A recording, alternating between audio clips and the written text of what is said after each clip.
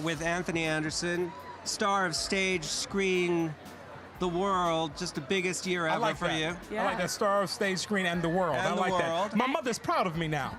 And your mother's become kind of a star as well, we must say. Oh, God, well, yeah. She's stealing that show. I will never live this interview down if I don't mention her. Yeah, she is. She claims that she is the star of the show, and I'm her sidekick. Okay. Well, I don't want to be rude, but it sort of seems like that sometimes. Oh, it's okay. It's fine. No, it's fine. The check's still cash. It's all good. The money still ends up in the bank. Yes, it does. No in matter her what. account, not mine, hers. Both checks. Now, did you expect Blackish to be this huge? I mean, it really is sort of the show to watch, and it's shaping the conversation about everything from race to gender to even blue-collar jobs versus white-collar jobs. Right. Did you have any idea it would have this sort of impact?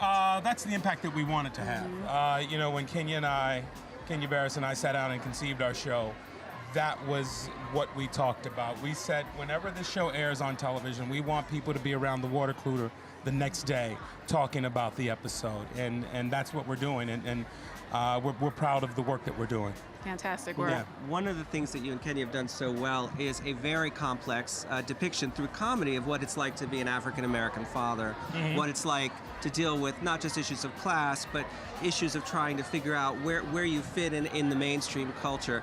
How much of that do you discuss sort of daily when you go through the scripts? And do you have a lot of input in sort of how that character is formed, particularly being a father and how and being a family man? What's that like? Well, the stories you see are pulled directly from our lives.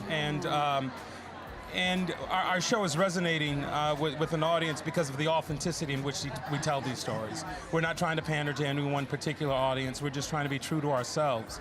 And in being true to ourselves, everyone loves it. The biggest compliment that I've ever received from our show is when we watch our show, when we watch your show, we see our family up there. And that's what it is, the authenticity and the truthfulness in which we tell these stories.